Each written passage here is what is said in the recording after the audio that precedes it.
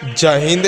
UCI 6 to 12 class में आप सभी का स्वागत है। खुसला वह मंजर भी आएगा, प्यासे के पास चलकर समंदर भी आएगा। थक कर ना बैठ मंजिल के मुसाफिर, मंजिल भी मिलेगी, मिलने की मजा भी आएगा। जय हिंद दोस्तों, यूसीआई 6 to 12 क्लास में आप सभी का स्वागत है। दोस्तों आज हम लोग पढ़ने वाले हैं class 12 Hindi 100 marks test series second. First हम लोग पढ़ चुके हैं दोस्तों। टेस्ट सीरीज हम लोग को लाने से यह फायदा होगा इसका कि जब हम लोग एग्जाम में जाएंगे तो जो 50 क्वेश्चन दी जाएगी उसमें हमें कोई भी घबराहट नहीं होगी, हम उसे आसानी तरीक़ा से हल कर सकेंगे। तो उसको ये जो होगा हम लोग का पार्ट 2 होगा, जिसमें से 25 जो होता है क्वेश्चन आप लोग का पाठ्य पुस्तक से होते हैं, 25 व्याकरण से होते हैं। 25 जो व्याकरण से होते हैं हमने उसको भाषागत रूप से आप लोगों को पढ़ा दिए हैं और लेसन का भी टेस्ट सीरीज चल रहा है। और बता दें कि उसका ऑब्जेक्टिव भी हम लोग करने वाले हैं। देखिए फर्स्ट क्वेश्चन है हम लोग का कि बाल कृष्ण भट्ट किस काल के रचनाकार हैं। बाल कृष्ण भट्ट किस काल के रचनाकार हैं? ऑप्शन नंबर ए आदिकाल, बी भक्तिकाल, सी रीतिकाल, डी आधुनिक काल। इसका राइट आंसर हो जाएगा हम लोग का आधुनिक काल। उसके बाद से बात करते हैं 2 नंबर उसने कहा था। और दोस्तों भक्तिकाल, आदिकाल, रीतिकाल और जो भक्ति मुनि होता है हमने हिंदी ग्रामर के व्याकरण में इसका एक पार्ट 1 पढ़ चुके हैं। पार्ट 2 पढ़ेंगे कि भरत मुनि युग में कितने आते थे और कब कब से चला। उसके बाद से आदिकाल कवि कब तक रहे थे, रीतिकाल कवि और कौन कौन से कवि इनमें आते हैं। ठीक है। और सेकेंड क्वेश्चन है कि उसने कहा था किस वर्ष की रचना है। उसने कहा था जो पाठ है वह किस वर्ष की रचना है। इसका राइट आंसर हो जाएगा विकल्प नंबर ए जो कि 1915 ईस्वी, जो कि 1915 ईस्वी। पुनः बात करते हैं थर्ड क्वेश्चन, संपूर्ण क्रांति का नारा किसने दिया था। काफी प्रसिद्ध क्वेश्चन है संपूर्ण क्रांति। देखिए पहला दिनकर जो कि रामधारी सिंह दिनकर जो कि भारत के राष्ट्रीय कवि हैं, और B number Jayaprakash Narayan, C number Morarji ji Desai और डी नंबर इनमें से कोई नहीं, नन ऑफ दिस। तो इसका आंसर हो जाएगा हम लोग का राइट आंसर विकल्प नंबर बी, विकल्प नंबर बी। और दोस्तों आप लोगों से आग्रह है कि आप लोग भी 1 से लेकर 50 तक एक सीरीज बना लीजिए, उसमें से आप सोल्यूशन कीजिए और देखिए कि आप कितना सही कर पा रहे हैं। दोस्तों अगर आप इसमें से 30 सही कर पाते हैं तो बुझ जाइए कि गुड क्यों कर पा रहे हैं, और 40 प्लस कर रहे हैं तो वेरी गुड कर रहे हैं।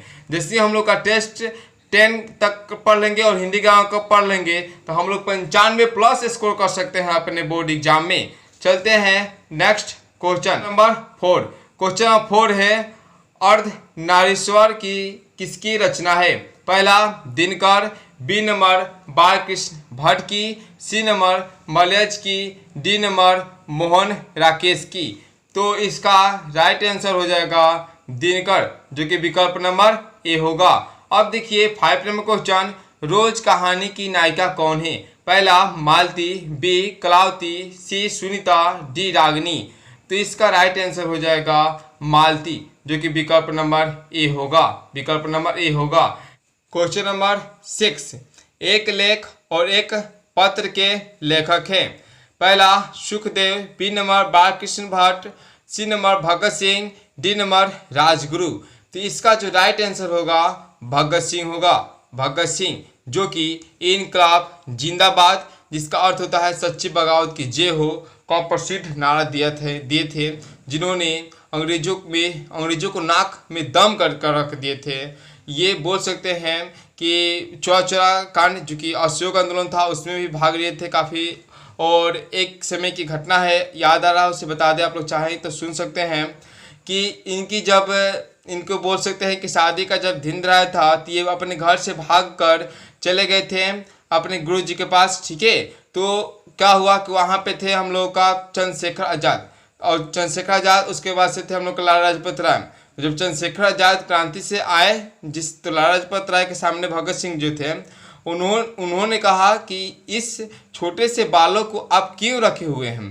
तो उन्होंने बोले कि यह एक बालक है लेकिन इसमें काफ़ी ही देश प्रेमी है। और उन्होंने क्या किया कि पूछा कि तुमको शायद तुम घर में शादी के चलते भागे हो, क्यों भागे हो, ये कहानी जब पूछा गया तो भगत सिंह बताए, वो उन्होंने पूछा कि क्या आप किसी दूसरे लड़की से भी प्यार करते हैं? तो उन्होंने एक कहा कि जी हाँ, मैं दूसरे लड़की से प्यार करता हूँ, इतना प्यार करता हूँ कि उसके लिए जान मोहब्बत सब कुछ अपना न्यौछावर कर सकता हूँ। तो पूछे कि वो कौन है? तो वह भारत माता है। तो ऐसे थे हमारे भगत सिंह और सुखदेव राजगुरु। एक ऐसी दोस्ती थी जो कि तीनों एक साथ ही बोल सकते हैं कि शहीद हुए हैं, अंग्रेजों द्वारा इन्हें फांसी दे दी गई थी। और बता दें कि जो भगत सिंह जो थे, इन्होंने इनकलाब जिंदाबाद की नारा, जिसका अर्थ होता है सच्ची बगावत की जय हो, के दिए थे प्रसिद्ध नारा। दोस्तों थोड़ा सा क्रांति में से आगे चैप्टर में से, ठीक है, इनमें से कौन सी रचना जगदीश चंद्र माथुर की है?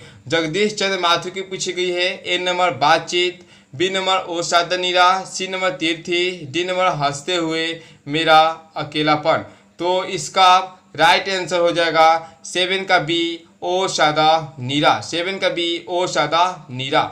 उसके बाद 8 नंबर क्वेश्चन की बात करते हैं। सिपाही की माँ के रचनाकार है, सिपाही की माँ के रचनाकार है तो मोहन राकेश। क्या है? मोहन राकेश, जो कि डी नंबर हो जाएगा। उसके बाद से बात करते हैं क्वेश्चन नंबर 9 की। क्वेश्चन नंबर 9 पूछा है कि जुट्ठन क्या है? जुट्ठन क्या है? क्वेश्चन नंबर 9 की बात हो रही है। रेखा चित्र है कि शब्द चित्र है कि कहानी है कि आत्मकथा है? तो इसका राइट आंसर हो जाएगा हम लोग का आत्मकथा। इसका राइट आंसर हो जाएगा हम लोग का आत्मकथा, जो कि डी हो जाएगा। उसके बाद से बात करते हैं नेक्स्ट क्वेश्चन। नेक्स्ट क्वेश्चन हम लोग का क्वेश्चन नंबर 10। क्वेश्चन नंबर 10 है कि हंसते हुए मेरा अकेलापन किस विद्या की रचना है? हंसते हुए मेरा अकेलापन किस विद्या की रचनाकार है, रचना है? तो बी नंबर डायरी। क्या हो जाएगा? डायरी। इनमें से प्रेम की पीर के कवि हैं, प्रेम के पीर के कवि हैं। देखिए option A Jayasi, B number Nabhadas, C number Surdas, D number Kabirdas. देखिए जायसी यानी मलिक मोहम्मद जायसी इसका राइट आंसर हो जाएंगे, जिन्होंने पद्मावत की भी रचना लिखे हैं, पद्मावत पुस्तक के भी लेखक हैं। अब देखिए क्वेश्चन नंबर 12 की। क्वेश्चन नंबर 12 है सूरदास किस भाषा के कवि थे? A number Sanskrit, B number Brajbhasha, C number Awadhi, D number Maithili.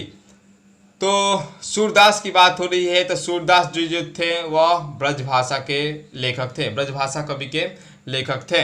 देखिए जो कि सी नंबर अवधी जो भाषा है, हमने संस्कृति भिन्नार्थक शब्द में पढ़े थे कि जो अवधि में धी जो है वह अगर हर्षिकार से होता तो वह एक समय अंतराल समय काल हो जाता, ठीक है, कि किस समय अंतराल में से किस समय काल हुआ है। और अवधि दीर्घकार से यह एक भाषा है जो कि रामचरितमानस अवधि भाषा में लिखा गया है तुलसीदास जी द्वारा।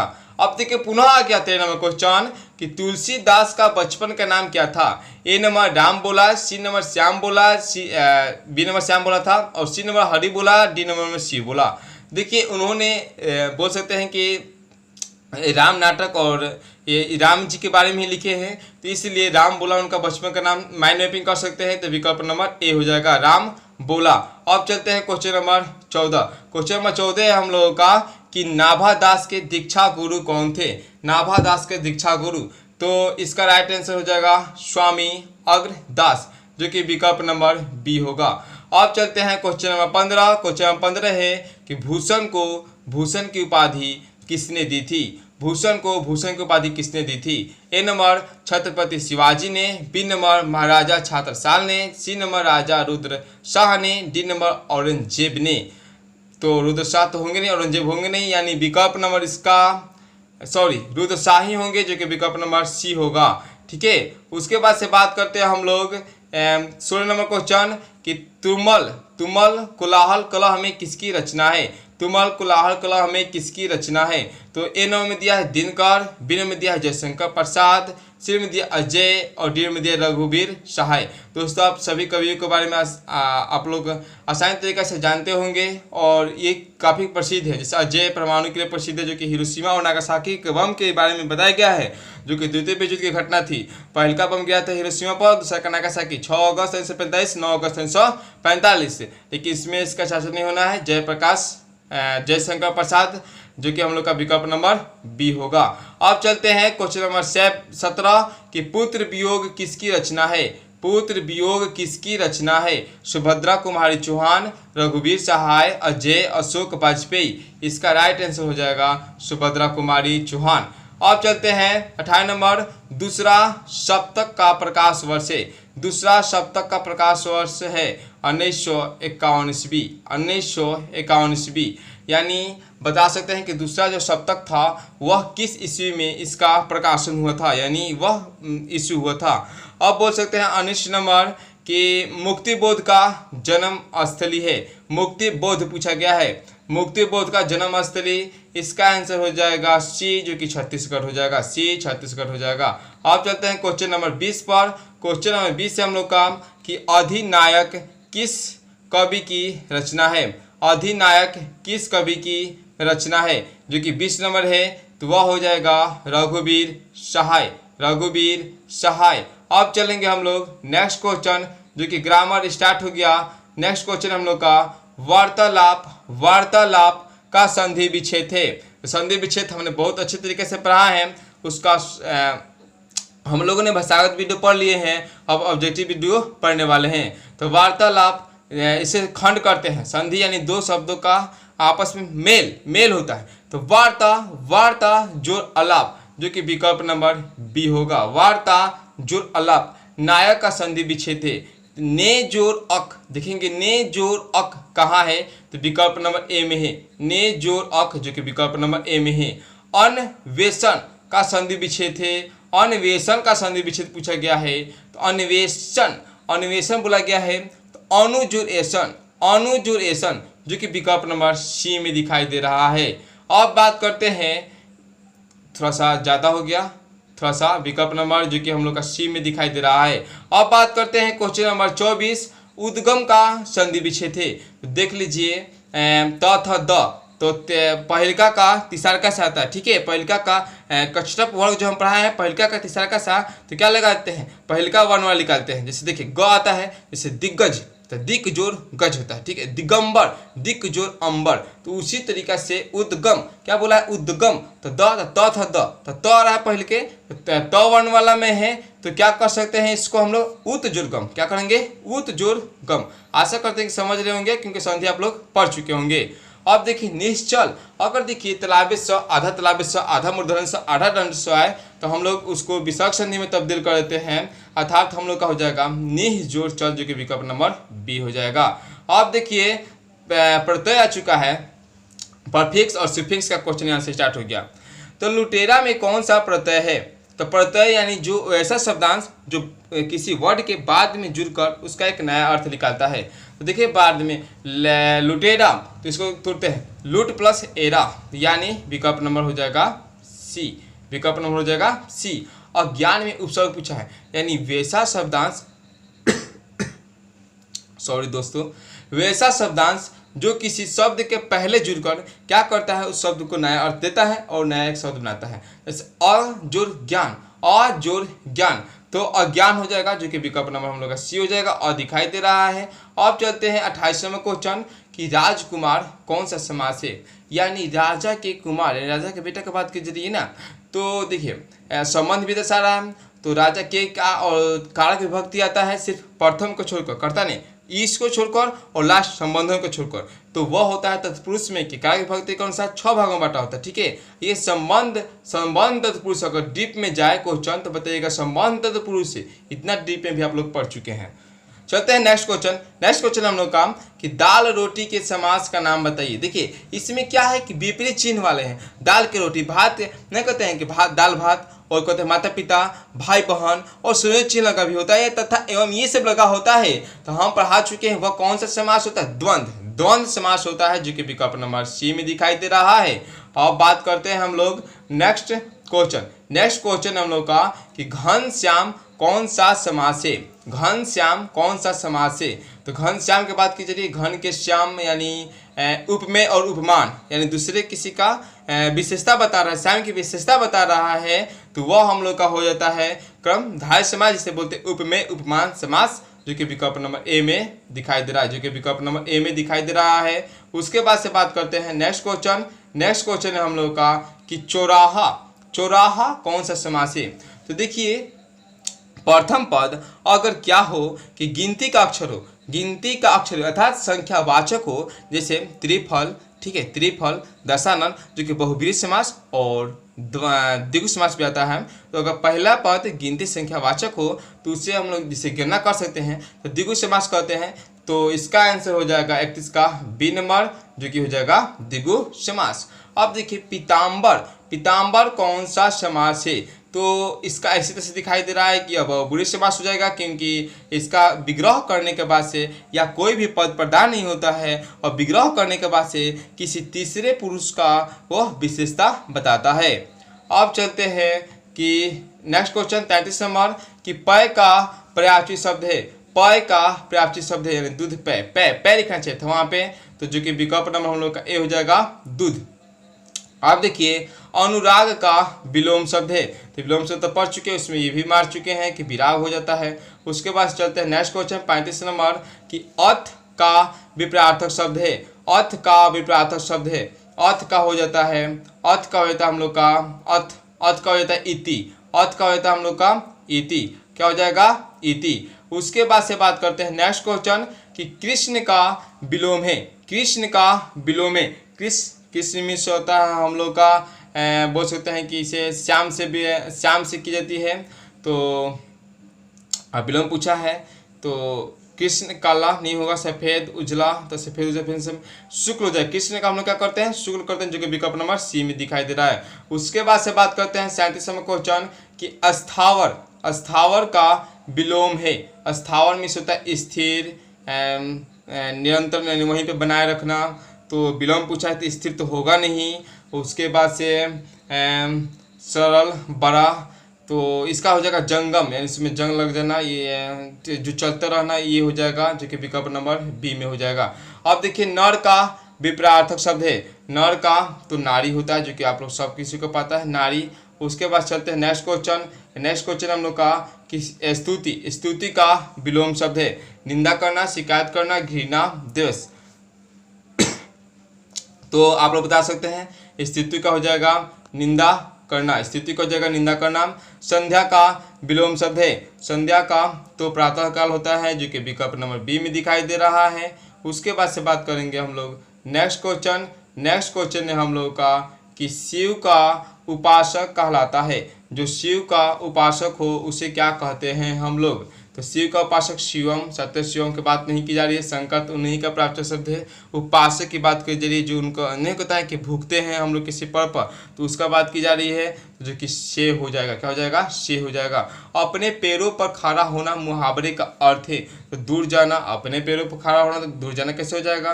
नहीं कहते कि आत्मनिर्भर हो जाना, आत्मनिर्भर मतलब स्वावलंबी हो जाना, जो कि विकल्प नंबर बी में दिखाई दे रहा है।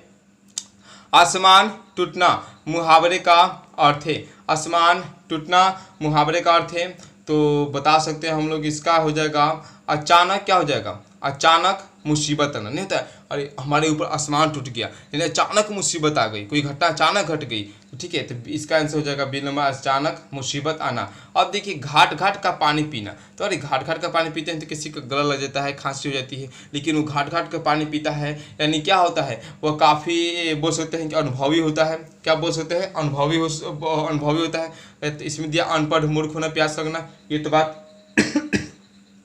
नहीं होगा, इसका हो जाएगा बहुत अनुभवी होना। उसके बाद से बात करते हैं 45 नंबर त्राही त्राही करना मुहावरे का अर्थ है। आपने देखे होंगे महाभारत में रामायण में बहुत सारे उसमें भूमिका में निभाया गया है, और त्राही त्राही भी कही गई है यानी त्राहीमान, त्राहीमान यानी क्या होता है कि बहुत दुखी हो जाना, चाहे बचाव के भी अर्थ में होता है, तो दुखी होंगे तभी ना बचाएंगे, तो विकल्प नंबर ए जो कि बहुत दुखी। क्वेश्चन नंबर 46 स्वर्ण का विशेषण है, स्वर्ण का विशेषण पूछा है तो हो जाएगा स्वर्णिम, जो कि विकल्प नंबर बी में दिखाई दे रहा है। उसके बाद से बात करते हैं जगत का पुनः विशेषण पूछा है तो जगत का जागतिक हो जाएगा, जो कि विकल्प नंबर सी में हो जाएगा। दिन का विशेषण पूछा है तो दैनिक, दैनिक विशेषण जो संज्ञा और सर्वनाम की विशेषता बताता है वही होता है विशेषण, जो कि हो जाएगा विकल्प नंबर बी। अरण्य, अरण्य का समानार्थी यानी अब दोस्तों पहचानने नहीं आ रहा होगा तो कमेंट जरूर कीजिएगा ताकि हम उसको चैप्टर को भी अच्छी तरीके से पढ़ा सकें। और आप लोग को थोड़ा बहुत हेल्प हो सके। और ने का समानार्थिक यानी प्रवाचित शब्द होता है, तो इसका हो जाता है विपिन, जो कि विकल्प नंबर ए हो जाएगा। अब देखिए तलवार शब्द का विलोम शब्द होता है, तलवार शब्द का विलोम शब्द होता है शायक। क्या होता है? शायक, शायक। दोस्तों इस तरीका से जो हम लोग का टेस्ट सीरीज सेकंड था उसको हम लोगों ने हल किया। आशा करते हैं दोस्तों कि इसमें आपने अच्छा स्कोर किए होंगे। अगर अच्छा स्कोर नहीं किए होंगे तो आप लोग नोटबुक में लिख कर इसे आप लोग पुनः रिवाइज कर लीजिएगा। अभी तक दोस्तों आप लोग इस चैनल को सब्सक्राइब नहीं किए हैं, यूट्यूब फैमिली प्रोग्राम में नहीं जुड़े हैं, तो प्लीज़ सब्सक्राइब कर लीजिएगा, बेल आइकन घंटी को प्रेस कर लीजिएगा ताकि इसी तरीके से वीडियो आप लोग को मिलता रहे। धन्यवाद दोस्तों हमारे साथ बने रहने के लिए, इस वीडियो को देखने के लिए। Thank you.